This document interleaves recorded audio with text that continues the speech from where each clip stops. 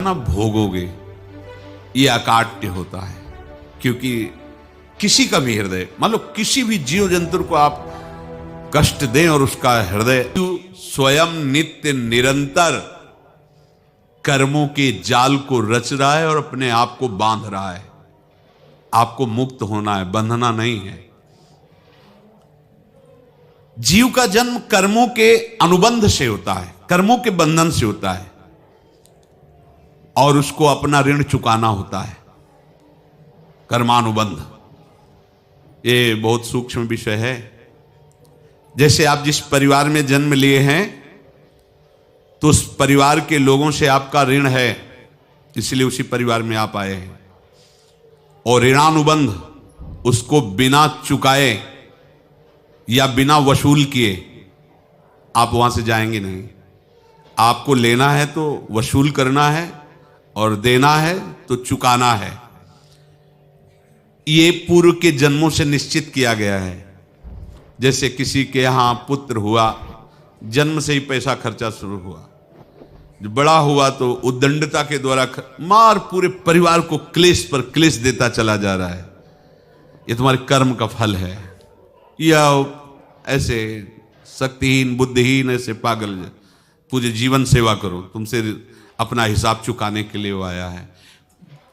अब परिवार के जो सदस्य जुड़े आके, मतलब पत्नी आते ही पूरी हृदय में आनंद, परिवार में आनंद, और जीवन भर वो आनंद ही सुख देने के लिए उसका जन्म हुआ। वो अपना ऋणानुबंध मुक्त, और आते ही भयंकर क्लेश खड़ा कर दिया, बीच में दीवाल और झगड़ा वैसा, फिर अतरे दिन मारपीट शुरू, कलह अशांति, पूरा जीवन नरक हिसाब करने आए।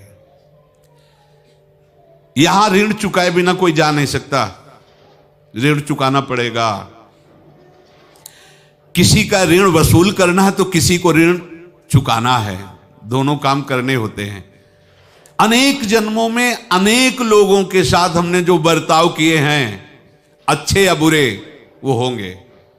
अब किसी आदमी को हम जानते नहीं, अचानक मिला, अचानक टक्कर लगा और मार पीट गाली गुप्ता सब कर दिया, चुपचाप सह लो। क्यों?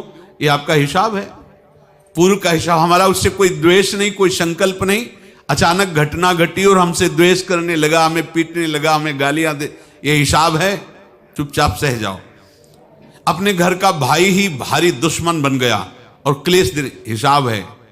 एक प्रभुदत्त ब्रह्मचारी जी की वाणी में पढ़ा था, एक महात्मा जी भ्रमण करते थे तो उस समय असरफियां चलती थी, मोहरे असरफियां, तो उनको भेंट में देते लोग। तो या तो ठाकुर सेवा में लगे तत्काल, या संत सेवा में तत्काल लगे, उसका संग्रह करके डोलना ये ठीक नहीं है बैरागी के लिए, सिद्धांत में ये ठीक नहीं है। तो जब 2, 4, 6, 8 ऐसे मोहरे हुई तो उन्होंने विचार किया कि और भ्रमण करके जब काफी मोहरे हो जाएंगी तो प्रयागराज में जब कुंभ पड़ता है, एक बार पूरे सब अखाड़े के संतों को, अलग अलग संप्रदाय सब संतों को बुलाएंगे और सबको पुआएंगे। अब साधु है तो यही विचार करेगा, और क्या विचार करेगा। तो उन्होंने ऐसे डंडा बनवाया, बेंत, जो ऊपर से चूड़ीदार और भीतर पोला, और मोहरे उसमें डालते गए। और भ्रमण, जहां जहां श्रद्धालु भगत सबके यहां जाना और इच्छा रखना कि एक मोहर तो दे ही दे दक्षिणा में। कामना कोई भी हो वो बांधती ही है, ध्यान रखना।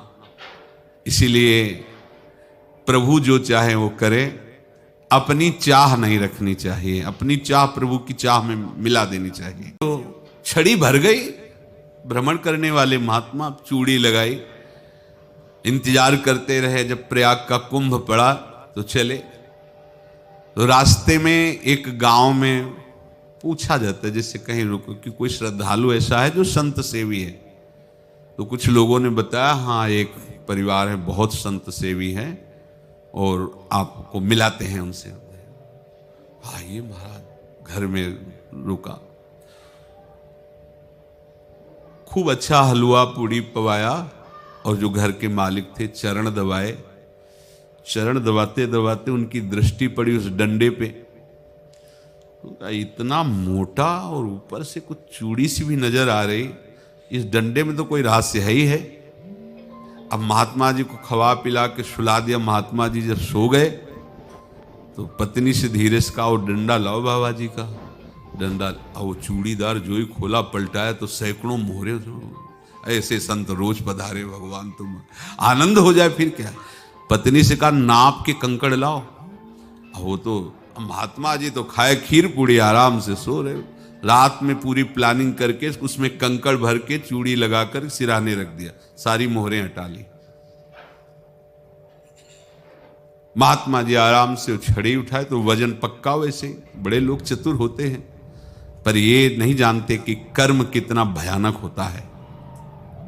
और उनकी कोई संतान नहीं थी, पर धन में इतना प्रेम उनको था। बहुत सावधान रहे। साधु महात्माओं के पास जो अर्थ है, गृहस्थी अगर आता वहीं से है, पर अगर उसको जोर जबरदस्ती या किसी छल कपट से, तो वो उसका विनाश ही करता है। आज तक का प्रमाण है। अब उनको ये भाव पता नहीं होगा, या पता होगा तो लोभ के कारण वो उसको मान नहीं पाए होंगे। महात्मा जी गए प्रयाग में, किसी अखाड़े पर रुके और वहां प्रार्थना की कि कल जो है संपूर्ण अखाड़ों का निमंत्रण किया जाए और सब संतों को भोग पवाया जाए और उनको दक्षिणा भी दी जाए। महंत ने सोचा कि बहुत बड़ा है तो उत्सव है, क्योंकि प्रयाग में कितने हजारों संत महात्मा सब।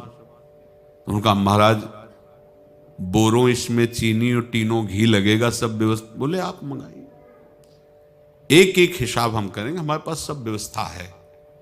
बोले कुछ तो पहले दे दो, वो इकट्ठे देंगे हम। उनको था कि अगर हम छड़ी खोला और दो चार मोहरे दी, किसी को पता लग गया तो गड़बड़ हो सकती। बोले हम भंडारे के समय आखिरी में सब कुछ आपको दे देंगे। ठीक है। वो अपने पास से पैसे लगाकर खूब जितना सामग्री सब लाए, लाखों की, और सब संतों को निमंत्रण कर दिया। संत जन निमंत्रित हो गए, भंडारा बन रहा है। तब वहां के महंत है और उनका देखो भंडारा भी बन रहा है, संतों को निमंत्रण। अब आप अर्थ की व्यवस्था कीजिए, क्योंकि इतनी बड़ी हमारी सामर्थ्य नहीं थी जितना हमने किसी तरह हमने व्यवस्था की। अब मुझे अर्थ चाहिए, तभी आगे की व्यवस्था बढ़ेगी। संतों को दक्षिणा देंगे और जिनसे अर्थ लिया उनको दे। देखो रसोई बन गई है सब। उनका छत में विश्वास नहीं तो ये अभी चूड़ी खोली। उनको तो था ना कि मोहरे हैं कंकड़। तो अब जैसे कितना उनको सदमा लगा होगा, हजारों संतों का निमंत्रण, रसोई बन, मतलब संत हो के छल कपट। तो उनका महाराज आपने तो हमारा नाश कर दिया, जो महंत थे। अब बताओ रसोई बन गई, संत निमंत्रित हो गए और आप ये कंकड़ दिखा रहे हैं हमको। आपने तो हमें बर्बाद कर दिया। हमारी इतनी सामर्थ्य नहीं थी, आप पहले बता देते। संत होकर ऐसा छल कपट। अब वो बोले तो क्या बोले, क्योंकि उनको पता था कि मोहरे हैं इसमें। अंदर से उनका चिंतन गया उसी सेठ के पास, अच्छा ऐसा धोखा हमारे साथ किया, भोगोगे तुम। ये जो निकलता है ना भोगोगे, ये अकाट्य होता है। क्योंकि किसी का भी हृदय, मान लो किसी भी जीव जंतु को आप कष्ट दें और उसका हृदय आह भर जाए, तो वो आह वज्र की लीक है, तुम्हें भोगना पड़ेगा। वो देखो भीष्म जी को भोगना पड़ रहा है ना। सांप को ऐसे धनुष की नोक से उठाया और बंबूल के कांटों के ऊपर फेंक दिया, कई दिन तक शेदा हुआ, वो आह भर करके मरा। तो आपको 6 महीने बाणों की सैया पर आह किसी की ना लेना जिंदगी में। कोई ऐसा कोई आह भर करके कह दिया तुम समर्थ हो, हम तो कुछ कर नहीं सकते, और अंदर से दुख, फिर तुम्हारी सामर्थ्य काम नहीं करेगी, मिट्टी में मिला देगी। फिर ये तो संत थे और भगवत आराधना के लिए, संत आराधना के लिए ही ऐसा किए हुए थे। अब इनका कैसे मुंह दिखाएं, अब क्या करें। सुबह संत जन आएंगे, सबके बीच में हमारी कि देखो इन्होंने, अब क्या करें। गए और संगम में जाके छलांग लगाई, अपने प्राण त्याग दिए। अब उनके तो पास मोहरे थी और व्यापार बढ़ा, और 9-10 महीने बाद ही लड़का हुआ। अब तो उनको कि संत फलीभूत हो गया, देखो व्यापार चल रहा, लड़का नहीं होता था, लड़का भी हो गया, बड़ा आनंद छा रहा है। जब से वो प्रकट हुए और धन की वृद्धि शुरू हो गई, पढ़ाई लिखाई में उनके खर्चा हुआ सब, बस बीमारी शुरू हो गई उनके शरीर में, अब उसमें पैसा जाना शुरू हुआ। इतने आसक्त तो वो दोनों हो गए कि कुछ भी हो, व्यापार ठप, संपत्ति बेचना शुरू। तो उन्होंने कहा कि बेटा मैं क्या कर सकता हूं तुम्हारे लिए? बोले हमारी अंतिम इच्छा है प्रयाग चलो, और जितने प्रयाग में संत महात्मा सबको एक बार भंडारा करवाओ, हमारी इच्छा अंतिम है, क्योंकि अंतिम यही इच्छा थी। बोले अब ज्यादा संपत्ति तो नहीं रह गई, तो बोले घर बेच दो, मेरे लिए ही तो है, बेच दो, मुझे लगता मैं बचूंगा नहीं, पर मेरी अंतिम इच्छा पूर्ण कर दो। घर बेच दिया, जेवर बेच दी, वहां गए, जब संत सेवा की तो बोले मुझे संगम तक ले चलो।